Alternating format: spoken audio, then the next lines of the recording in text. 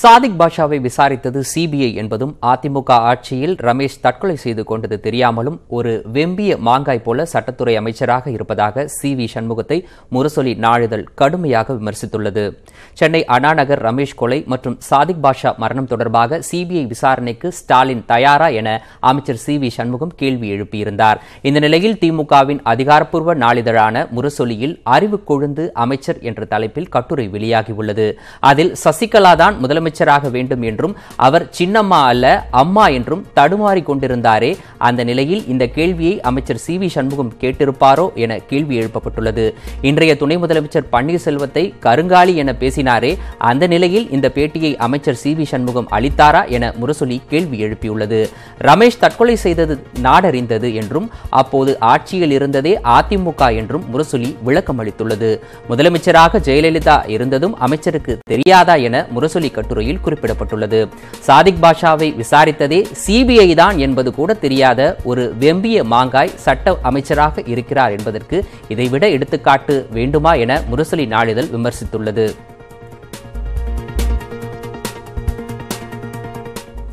சபரிமலை ஐயப்பன் கோவிலில் மகர விளக்கு பூஜை இன்று நடைபெறவுள்ளதால் பக்தர்கள் குவிந்துள்ளனர்.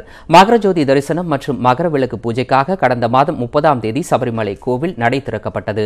அன்று முதல் ஐயப்பனுக்கு சிறப்பு பூஜைகள் செய்யப்பட்டு வருகிறது. முக்கிய நிகழ்வான மகர விளக்கு பூஜை இன்று மாலை 6:35 மணிக்கு நடைபெறுகிறது. இதற்காக பந்தளத்திலிருந்து பம்பை நிலக்கல் வழியாக கொண்டுவரப்படும் உடைகள் மற்றும் திருவாபரணங்கள் ஐயப்பனுக்கு அணிவிக்கப்பட்டு சிறப்பு பூஜை நடைபெறும். இதைத் தொடர்ந்து பொன்னம்பலமேட்டில் மகர ஜோதி தெரியும். இதனை காண பல்வேறு மாநிலங்களைச் சேர்ந்த ஆயிரக்கணக்கான பக்தர்கள் திரண்டுள்ளனர்.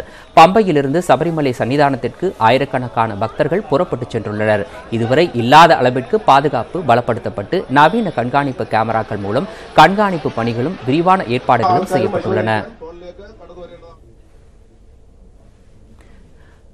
புத்தகம் ஒன்றில் ஆண் பெண் என பாலின வேறுபாடு இருக்கிறது என்று சொன்னால் நம்புவீர்களா? சென்னை புத்தக கண்காட்சி சாலையில் விற்பனைக்கு வைக்கப்பட்டிருக்கும் அந்த புதுமையான புத்தகம் குறித்து விளக்குகிறது இந்த செய்தி தொகுப்பு. கசார்களின் அகராதி எனும் புத்தகத்தில் ஆண் பெண் என பாலின வேறுபாட்டுடன் பிரதிகள் விற்கப்படுகின்றன. ஆண் புத்தகத்தில் என்ன எழுதப்பட்டிருக்கிறதோ அதேதான் பெண் புத்தகத்திலும் எழுதப்பட்டிருக்கும். ஆனால் 17 வரிகளின் மாற்றத்தால் புத்தகம் ஆண் வாசிப்பதை போன்றும் பெண் வாசிப்பதை போன்றும் வேறு வேறு உணர்வுகளை தருகிறது. பொதுவாக நம்ம ஒரு அகராதி எப்படி யூஸ் பண்ணுவோம், நம்மளுக்கு தேவையான விஷயங்களை எந்த பக்கத்தில் இருக்கோ அந்த பக்கத்தில் புரட்டி போய் பார்ப்போம். நம்ம அதே மாதிரி தான் இந்த நாவலும். இதை நீங்கள் முன்னுக்கு பின்னா படிக்கலாம், உள்ள எந்த பகுதியிலிருந்தாலும் படிக்கலாம். அந்த காலத்தில் வாழ்ந்த கசார்களுடைய இனக்குழு, அவங்களோட மன்னர்கள், அவங்களோட மக்கள், அவங்க எப்படி மாறுறாங்கிறத பத்தியாக பிரித்து எழுதியிருக்காரு. உங்களுக்கு தேவையான பத்திகளை மட்டும் நீங்கள் படிச்சுக்கலாம். இல்லை நான் முழுமையாக நான் கசார்களை பற்றி தெரிஞ்சுக்கணும் அப்படின்னு விரும்புகிறீங்கன்னா முழுமையாக அந்த புத்தகத்தை படிச்சுக்கலாம். அதுதான் இந்த புத்தகத்துடைய வடிவ நேர்த்தின்னு சொல்கிறது. மத்திய கிழக்கு ஆசியாவில் 7ஆம் நூற்றாண்டு வரை வாழ்ந்த கசார்கள் மற்றவர்களின் கனவுகளை திருடக்கூடியவர்களாக கருதப்பட்டனர். 7ஆம் நூற்றாண்டுக்கு பின் அவர்கள் காணாமல் போனதன் பின்னணி குறித்த தேடலில் செர்பிய எழுத்தாளர் மிலோராத் பாவிச் எழுதியதுதான் கசார்களின் அகராதி. என்ன என்று அறிய முடியாத ஒரு காலத்துக்குள் பிரயாணிப்பதை போன்ற ஆபத்தான சங்கதிகள் எதுவும் இல்லை அப்படின்னு சொல்லிட்டு ஒரு ஃபிக்ஷனல் எலிமெண்ட் டக்குன்னு பிலாசபிக்கலா மாறுற இடம் இருக்கு இல்லைங்களா? எழுதுகிற ஒவ்வொருத்தனுக்கும் ஒரு கனவு இருக்கும், இந்த மாதிரியான உலகத்தை நம்ம படைச்சிட மாட்டோமா அப்படின்னு. அந்த மாதிரி எழுதுறவங்களுக்கான ஒரு சவால் மிலோராத் பாவிச்சோட இந்த நாவல்.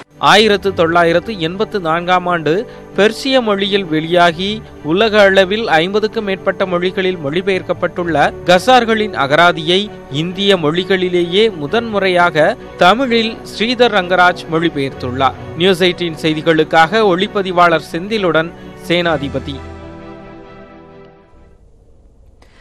சென்னை அயனாவரத்தில் 13 வயது சிறுமியை 17 பேர் பாலியல் பலாத்காரம் செய்த கொடூரத்தை போல் மற்றொரு கொடூர சம்பவம் ஹைதராபாத் நகரில் நடந்துள்ளது.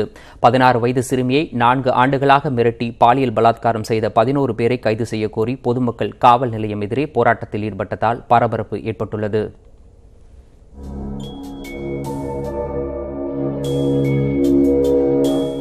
சென்னையில் 2018ஆம் ஆண்டு ஜூலை மாதம் 13 வயது மாற்றுத்திறனாளி சிறுமி ஒருவர் காவலாளி, லிப்ட் ஆபரேட்டர் உள்ளிட்ட 17 நபர்களால் பாலியல் வன்கொடுமை செய்யப்பட்ட சம்பவம் நாடு முழுவதும் பேரதிர்ச்சியை ஏற்படுத்தியது. இது தொடர்பான வழக்கு நீதிமன்றத்தில் நடைபெற்று வருகிறது. இந்நிலையில் தெலுங்கானா மாநில தலைநகர் ஹைதராபாத்தில் 16 வயது சிறுமி ஒருவர் கடந்த 4 ஆண்டுகளாக தனது சொந்த மாமா உள்ளிட்ட 11 பேரால் பாலியல் வன்கொடுமைக்கு ஆளாக்கப்பட்டதாக காவல் நிலையத்தில் புகார் அளித்துள்ளார். கடந்த 4 ஆண்டுகளுக்கு முன்பு சிறுமியின் சொந்த மாமா அவரை பாலியல் வன்கொடுமைக்கு ஆளாக்கினார். அவரை தொடர்ந்து மேலும் 3 பேர் சிறுமியை தனி இடங்களுக்கு அழைத்துச் சென்று கொடுமையை நிகழ்த்தியுள்ளனர். சிறுமியை கொடுமைப்படுத்திய காட்சிகளை தங்கள் செல்போனில் அவர்கள் பதிவு செய்துள்ளனர். அந்த வீடியோக்களை சமூக வலைதளங்களில் வெளியிட்டு விடுவதாக மிரட்டியே அவர்கள் சிறுமியை பாலியல் வன்கொடுமை செய்துள்ளனர். தொடர்ந்து விஜய் என்பவர் உள்ளிட்ட 7 பேர் சிறுமியை பாலியல் வன்கொடுமை செய்துள்ளனர். கடந்த 4 ஆண்டுகளாக தான் அனுபவித்து வரும் சித்திரவதையில் இருந்து தன்னை மீட்கும்படி சிறுமி புகாரில் தெரிவித்துள்ளார். இந்த வழக்கில் 3 பேரை மட்டும் கைது செய்துள்ள காவல்துறையினர் மேலும் 8 குற்றவாளிகளை கைது செய்ய தாமதிப்பதாக குற்றம் சாட்டி காமத்திபுரா காவல் நிலையம் எதிரே பொதுமக்கள் ஆர்ப்பாட்டத்தில் ஈடுபட்டனர். இதையடுத்து பாதிக்கப்பட்ட சிறுமியிடம் மீண்டும் காவலர்கள் விசாரிக்க முடிவு செய்துள்ளனர்.